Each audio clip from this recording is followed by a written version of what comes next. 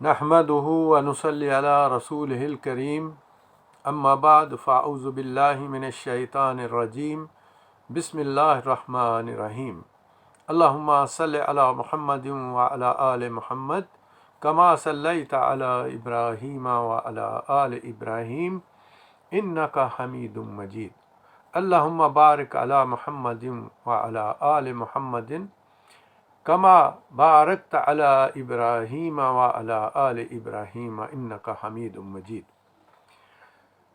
تو میرے دوست، میرے عزیز، ایک عرصہ دراز کے بعد میں ویڈیو کر رہا ہوں اور یہ وقت کی ضرورت ہے کہ مجھے آج یہ ویڈیو کرنی پڑی ہے۔ دیکھیں، جو ملک ہوتا ہے نا، وہ سب کچھ ہوتا ہے، لیکن دلی افسوس ہوا ہے کل کے سپریم کورٹ کے اس فیصلے سے، اتنا دلی افسوس ہوا ہے کہ کوئی تصور نہیں کر سکتا۔ اور اس کے ساتھ ساتھ جو ہمارے دوسرے بڑے ادارے ہیں ان پر بھی افسوس ہوا ہے، جن کو ہم اپنے ملک کی سلامتی کا گارنٹر سمجھتے ہیں، ان پر بھی افسوس ہوا ہے، انتہائی افسوس ہوا ہے۔ چوروں اور ڈاکوؤں کے ہاتھ میں پلیٹ کے اندر رکھ کر اس ملک کو دے دیا گیا ہے۔ سمجھ نہیں آئی، سپریم کورٹ نے جو رولنگ آئی ڈپٹی اسپیکر کی طرف سے، جس پہ اجلاس کو اور اس عدم اعتماد کی تحریک کو جو ہے وہ مسترد کیا گیا، اس کی وجوہات تھیں، اور وجوہات ڈپٹی اسپیکر نے بیان کی، اور اس نے کہا کہ اس وجوہات کی بنا پر میں اس عدم اعتماد کی تحریک کو مسترد کرتا ہوں، کیونکہ یہ امریکہ کے اور امریکہ کے ساتھ جو ملے ہوئے وہ کرپٹ مافیاز ہیں، جنہوں نے اس ملک کو نوچ کر کھایا ہے۔ تو یہ ایک ایجنڈے پر ہے، یہ پاکستان کی عوام کے لیے نہیں ہے، لہٰذا میں اسے مسترد کرتا ہوں۔ افسوس ہے، یہاں پہ لوگوں نے اپنی اپنی رشتہ داریاں نبھائی ہیں، چیف جسٹس صاحب نے بھی اپنی رشتہ داری نبھائی ہے، اس ملک کا، اس عوام کا ذرا بھر بھی نہیں سوچا۔ یہ کیسے ممکن ہے؟ میں چیف جسٹس صاحب سے بڑے ادب سے ریکویسٹ کر کے پوچھنا چاہتا ہوں کہ چیف جسٹس صاحب، آپ لاہور ہائی کورٹ میں بھی تھے، اس کے بعد پھر چلتے چلتے آپ سپریم کورٹ بھی پہنچ گئے، آپ کے سامنے ان ڈاکوؤں، ان قاتلوں نے 14 معصوم جانیں لیں ماڈل ٹاؤن کے اندر، حاملہ عورتوں کے منہ کے اندر گولیاں مار کے ان کو قتل کیا گیا۔ آپ کی جو سو موٹو ہے، یہ وہاں پر آج تک کیوں نہیں آئی؟ کیوں غیرت مر گئی آپ سب لوگوں کی؟ آپ مجھے پھانسی چڑھا دیں، مجھے اس کی پرواہ نہیں ہے، یہ ویڈیو میں وائرل کر رہا ہوں، آپ بالکل میرے لیے پھانسی کا حکم کریں اور میں اس کو برداشت کرنے کے لیے تیار ہوں۔ ہم ہر اس ظالم اور فاسق انسان کے خلاف ہیں جس کو حق اور سچ نظر نہیں آتا۔ آپ نے اس پہ آدھے گھنٹے کے اندر سو موٹو لے لیا۔ وہ کتنے سال گزر گئے، 2014 سے وہ جو اتنے قتل ہوئے ہیں، آج تک کیا آپ کو نظر نہیں آیا کہ وہاں پہ سو موٹو لینا چاہیے تھا؟ آپ ان قاتلوں کے ہاتھ میں اس ملک کی تقدیر دے رہے ہیں۔ اور افسوس، سب سے زیادہ جو افسوس ہوا وہ ہمیں ہماری اسٹیبلشمنٹ پر ہوا، جس کا ہم نام بھی احترام سے لیتے ہیں، لیکن آج رونا آ رہا ہے کہ یہ کیا ہو رہا ہے۔ آپ تو ہماری سلامتی کے، ملک کی سلامتی کے علمبردار ہیں، آپ کہاں سوئے ہوئے ہیں؟ آپ بھی اس سازش کے ساتھ مل گئے۔ ایک دفعہ اگر کوئی زندگی میں آ گئے، عمران خان کے ساتھ مجھے ہزاروں اختلافات ہیں، ہزاروں اختلافات ہیں، اس کے پاس ٹیمیں نہیں ہیں. وہ 22 سال تک ہمارے ساتھ جھوٹ بولتا رہا کہ میرے پاس ٹیمیں ہیں، لیکن اس کے پاس کوئی ٹیم نہیں ہے. اس کا ہمیں افسوس ہے، اس کے ساتھ ہمیں اختلاف ہے. وہ تمام چور ڈاکو جو تھے وہ ہماری اسی اسٹیبلشمنٹ میں پلیٹ میں رکھ کر اس بندے کو دیے، اور اس کے ساتھ جو لوگ 22 سال سے ذلیل و خوار ہو رہے تھے ان کو پیچھے کروایا، اور پھر ان لوٹوں کو عمران خان کے ہاتھ میں دیا کہ ان کو ٹکٹیں دو. یہ کس نے دیا؟ یہ ہماری اسٹیبلشمنٹ نے دیا. اب یہ بات ڈکی چھپی نہیں رہی، ہم مجبور ہو کے آج بولے ہیں، یہ ڈکی چھپی نہیں رہی. لیکن یہ حالات ایسے رہیں گے بھی نہیں. میں چیف آف آرمی اسٹاف سے بھی پوچھتا ہوں اور چیف جسٹس آف پاکستان سے بھی پوچھتا ہوں کہ کیا ہے یہ، کیا ہے؟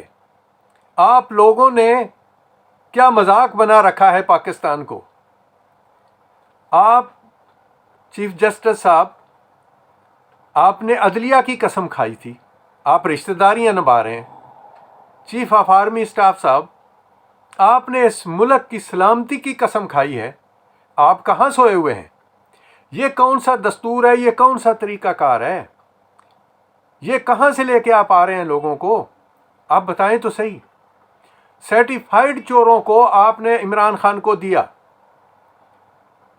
اور عمران خان نے سب سے بڑا جو جھوٹ بولا، جو سب سے بڑا اس پہ افسوس ہے ہمیں، وہ یہ ہے کہ 22 سال میں وہ 22 لوگ بھی اپنے ساتھ ایک ٹیم میں اللہ اور اس کے رسول کے مطابق تیار نہ کر سکا.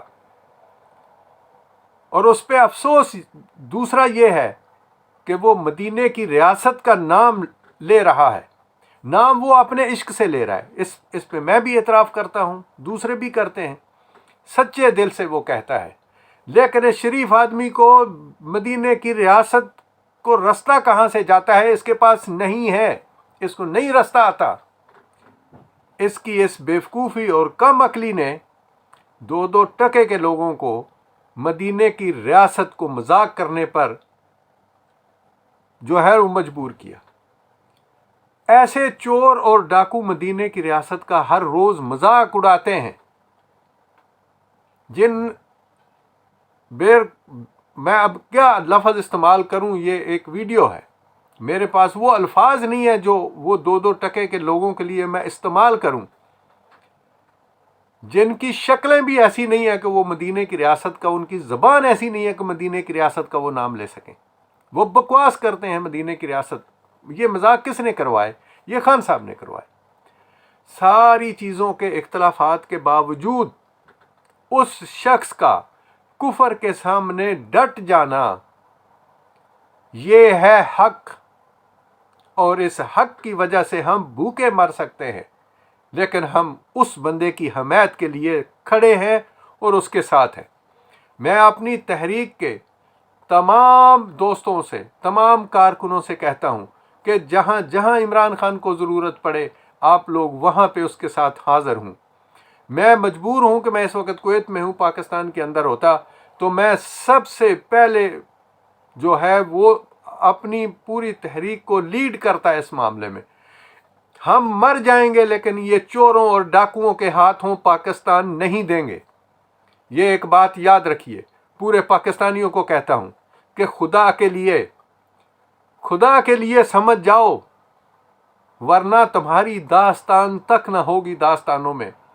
ہم سے پوچھو جس منطقے میں، جس ایریے میں ہم بیٹھے ہیں، خلیج کے ایریے میں، یہاں ہمارے گرد و نواح میں کس طرح مسلمان ملکوں کو تباہ کیا گیا، ان کافروں نے کس طرح ملکوں کو تباہ کیا، یہودیت نے کس طرح یہاں پہ پنجے گاڑے ہیں. یہ بندہ نہیں مانا، جو بندہ دین اسلام کی بات کرتا ہے، جس نے آقا دو جہاں صلی اللہ علیہ وآلہ وسلم کی نموز کو پریکٹیکلی پوری دنیا کے سامنے اجاگر کیا، پروٹیکٹ کیا، اور پوری دنیا پہ ایک شور مچا دیا، اس بندے کو کہتے ہو یہ یہودی ایجنٹ ہے. اور یہ مولوی فضل الرحمان جس کو کہتے ہیں، آپ یہ بتائیں مجھے کہ یہ سب کہتے ہیں کہ حضرت عمر رضی اللہ عنہ سب سے زیادہ عزیز صحابہ میں سے ہیں ان کو. اور یار جب غنیمت کا مال آیا تھا اتنی معروف حدیث ہے۔ تو آیا تھا نا، ایک ایک کپڑا سب کے حصے میں آیا تھا۔ حضرت عمر رضی اللہ عنہ لمبے تھے، ان کی لمبی قمیص دیکھ کر، وہ خلیفہ وقت تھے اس وقت، ایک شخص اٹھا، اس نے اٹھ کے پوچھا کہ اے خلیفہ وقت، اے عمر بن خطاب، آپ کو جو کپڑا ملا تھا اسے تو اتنی لمبی آپ کی قمیض نہیں بن سکتی، یہ دوسرا کپڑا کہاں سے لیا آپ نے؟ تو ان کے بیٹے عبداللہ نے اٹھ کے گواہی دی کہ میں نے اپنے حصے کا کپڑا اپنے بابا کو دیا اور اس سے ان کی قمیض سے لی۔ یہ مولوی فضل الرحمان صاحب یہ کہتے ہیں کہ مجھ سے کسی کی جرت کیا ہے کہ میری بلڈنگیں کیسے بنی، یہ میرے پاس پیسہ کہاں سے آیا؟ نعوذ باللہ، یہ کیا ان صحابہ سے زیادہ عظمت رکھتا ہے یہ بندہ؟ یہ سارے چور اور ڈاکو ایک دم کٹھے ہوئے، اور چیف جسٹس صاحب نے کیسا کمال کیا، کیسی غیرت آئی چیف جسٹس صاحب کو، کس طرح کی غیرت آئی ہے، فوراً سو موٹو لیا۔ چیف جسٹس صاحب، آپ ہائی کورٹ کے بھی جج تھے، آپ کے سامنے یہ قتل و غارت کا بازار گرم کیا گیا ماڈل ٹاؤن کے اندر، آپ نے سو موٹو لیا تھا، اب آپ چیف جسٹس بنے، آپ نے سو موٹو لیا ہے۔ وہ جو سندھ ہاؤس کے اندر منڈی لگی ہوئی تھی، آپ نے اس پہ سو موٹو لیا ہے، آپ آئین کے علمبردار بنتے ہیں، کچھ خدا کا خوف کریں۔ آپ لوگوں کو وہ کیڑے پڑیں گے جو آپ لوگ تصور نہیں کر سکتے، نہ آپ لوگوں کی دنیا صحیح رہے گی، اور آخرت میں تو آپ لوگ عذاب کے مستحق ہوں گے انشاءاللہ باذن اللہ۔ یہ ایسا ہوگا، یہ کون سا طریقہ کار ہے؟ اور میں سب سے زیادہ جو مجھے رونا آ رہا ہے آج، وہ اپنی آرمی اسٹیبلشمنٹ پہ آ رہا ہے، اپنے chief of army staff Bajwa صاحب پہ آ رہا ہے کہ باجوہ صاحب آپ اس سازش کا حصہ کیسے بن گئے؟ آپ نیشنل سیکیورٹی میں جب آپ سب کچھ جانتے ہیں، اس کے باوجود آپ چوروں کے ہاتھ میں پلیٹ کے اندر رکھ کے پاکستان دے رہے ہیں، یہ کیا طریقہ کار ہے؟ آج ہندوستان میں دیکھو نا کیا ہو رہا ہے، ہندوستان کے سپریم کورٹ نے حجاب کو کھینچ کر اتارنے کا حکم دے دیا، اور اس نے کہا کوئی حجاب پہن کے کسی جگہ کوئی عورت نہیں جا سکتی، کوئی اسکول کالج میں نہیں جا سکتی۔ اور یار ہمیں تو ایک آزاد ملک ملا، اللہ تعالیٰ نے ہمیں یہ لا الہ الا اللہ محمد رسول اللہ کے نام پہ دیا۔ یہ سارے جو بغیرت قسمیں کھا رہے ہیں اس آئین کی، اور میں اب کیا کروں، میری سمجھ میں نہیں آ رہا کہ میں کون سے لفظ استعمال کروں تم لوگوں کے لیے۔ اس جھوٹے اور مکار اور فراڈ یہ آئین کی آپ قسمیں کھا رہے ہو، جو اللہ نے اپنی کتاب دی، وہ جو اتنا بڑا آئین دیا، آئین بنانے والا جو رحمت للعالمین ہے، سرور کائنات ہے، ان کا خیال نہیں آ رہا آپ لوگوں کو۔ یہ کس قسم کی دنیا ہے؟ ہم لوگ کہاں جا رہے ہیں؟ ایک بات یاد رکھیں، یہ جتنے لوگ اس وقت یہ رول ادا کر رہے ہیں، اب پاکستانی عوام جاگ چکی ہے۔ میں خان صاحب کا ایک چیز میں شکریہ ادا کرتا ہوں کہ اس نے پورے پاکستانیوں کو جگا دیا۔ یہ پاکستان 24 کروڑ عوام کا ہے، یہ تم 2-4 لوگوں کا پاکستان نہیں ہے کہ جس میں جو چاہو گے وہ کرو گے۔ ایسا ہم نہیں کرنے دیں گے، ہم اپنا خون دے دیں گے لیکن ایسا کسی کو کرنے کی اجازت نہیں دیں گے۔ ہم عمران خان صاحب سے، پرائم منسٹر سے ریکویسٹ کرتے ہیں کہ ڈٹ جائیں، اللہ آپ کے ساتھ ہے، ہم سب لوگ پاکستانی آپ کے ساتھ ہیں۔ ٹھیک ہے، ہمیں پتہ ہے کہ یہ سب کچھ کیا ہو رہا ہے، یہ مہنگائی اور یہ سب کچھ، یہ چور ڈاکو جو آپ کو دیے گئے، آپ نہیں لے کے آئے تھے، یہ ہماری اسٹیبلشمنٹ نے دیے تھے۔ ہم یہ بات کہنا نہیں چاہتے تھے لیکن ہم مجبور ہو گئے ہیں کہنے پر۔ یہ ملک کیسے چلے گا؟ اس کو اس طرح چلایا جائے گا، جب آپ چاہیں گے کسی چور کو پکڑ کے اور ایک شریف آدمی کو اتار کے نیچے پھینک دیں گے، ایسا ہم نہیں کرنے دیں گے۔ میں اپنے تمام ورکرز کو، اسلامک ویلفیئر ایسوسی ایشن کے تمام ورکرز کو ریکویسٹ کرتا ہوں کہ آپ لوگ عمران خان کی حمایت میں جیسے جیسے ممکن ہو سکے بالکل آپ کھڑے ہوں۔ میں آج اپنے اللہ اور اس کے رسول صلی اللہ علیہ وآلہ وسلم کو حاضر ناظر کر کے کہتا ہوں کہ میری جان چلی جائے لیکن میں اپنے پاکستان کا سودا نہیں ہونے دوں گا۔ میرے پاس اللہ تعالیٰ نے مجھے توفیق دی ہے، میں نے پورے کا پورا وہ قوانین، پورے کا پورا وہ قانون، اللہ اور اس کے رسول کے وہ قوانین جو تھے ان کا ترجمہ میں نے اردو میں کیا اور اس کو میں نے مرتب کیا ہوا ہے پاکستان کی سچویشن کے مطابق۔ ہم اس ملک میں یہ چوروں کے قانون کو اٹھا کے باہر پھینک دیں گے۔ چیف جسٹس صاحب، آپ کو نہیں پتا کہ آپ کیا کر رہے ہیں، لیکن آپ کو پتا بھی ہے۔ آپ لوگ سارے ہی بک گئے، کچھ تو خدا کا خوف کرو۔ یہ ملک 24 کروڑ عوام کا ہے، نہ آپ کا ہے، نہ ان چوروں کا ہے، نہ کسی اور کا ہے۔ آرمی اس ملک کی ایک وفادار مجاہدین ہے۔ اس میں جو بھی اس قسم کے دھندے میں شامل ہوگا، انشاءاللہ تعالی ہم ان کو نہیں چھوڑیں گے۔ یہ بات پکی ہے۔ ان قریب ملک کے اندر اللہ اور اس کے رسول صلی اللہ علیہ وآلہ وسلم کے قوانین نافذ ہوں گے۔ یہ قوانین یہ ایک گناہگار ادنا سا اللہ کا بندہ لے کے آ رہا ہے۔ میں نہ مولوی ہوں، نہ میں سیاستدان ہوں، میں اپنے رب کا ایک بندہ ہوں، اور اپنے رب کی طرف سے مجھے طاقت ملی ہے۔ میں یہ پاش کر دوں گا ہر چیز کو انشاءاللہ باذن اللہ۔ یہ 24 کروڑ کی عوام اٹھے گی اللہ اور اس کے رسول صلی اللہ علیہ وآلہ وسلم کے قوانین کو لے کر۔ یہ تمام لوگ، ابھی 4 مہینے سے میں نے شروع کیا، 3.5 کروڑ سے زیادہ لوگ اس تحریک میں شامل ہو چکے ہیں، اور انشاءاللہ تعالی میں پاکستان آ جاؤں، پورے پاکستان کی عوام جو ہے وہ انشاءاللہ اس تحریک میں شامل ہوگی، اللہ اور اس کے رسول صلی اللہ علیہ وآلہ وسلم کے اس قافلے میں شامل ہوگی۔ یہ جو میں نے ترجمہ کیا ہے اور ان کو مرتب کیا ہے، یہ کسی فرقے کا کوئی قانون نہیں ہے۔ یہ نہ اہل سنت کا ہے، نہ شیعوں کا ہے، نہ وہابیوں کا ہے، نہ دیوبندوں کا ہے، کسی کا بھی نہیں ہے۔ یہ وہ قوانین ہیں جو اللہ نے اپنے رسول صلی اللہ علیہ وآلہ وسلم کو آج سے 1500 سال پہلے دیے، اور آپ نے اس دنیا پر قائم کر کے بتا دیا، اور آج تک کوئی نظام قائم نہیں ہو سکا۔ یہ جو یہودیت اور کفر ہم سے ڈر رہا ہے نا، وہ ہماری نمازوں اور روزوں اور مسجدیں بنانے سے نہیں ڈرتا۔ ان کے ملکوں میں جا کے دیکھیں، سب سے بہترین مسلمانوں کی مسجدیں، وہ خود فنڈنگ بھی دیتے ہیں کہ بناؤ۔ وہ کس چیز سے ڈرتے ہیں؟ وہ اس نظام سے ڈرتے ہیں جو اللہ کے رسول صلی اللہ علیہ وآلہ وسلم نے آج سے 1400-1500 سال پہلے اس دنیا پہ قائم کیا تھا۔ ان کو پتہ ہے کہ جب اس نظام کو قائم کرنے کے لیے مسلمان اٹھ کھڑے ہوئے تو ہماری کوئی جگہ اس روئے زمین پر نہیں ہوگی۔ وہ اس چیز سے ڈرتے ہیں۔ لیکن اب یہ وقت آ چکا ہے، اللہ اور اس کے رسول کے یہ قوانین ملک میں نافذ ہوں گے انشاءاللہ۔ دین اسلام پاکستان سے اٹھے گا، اللہ کی مہربانی سے اٹھے گا۔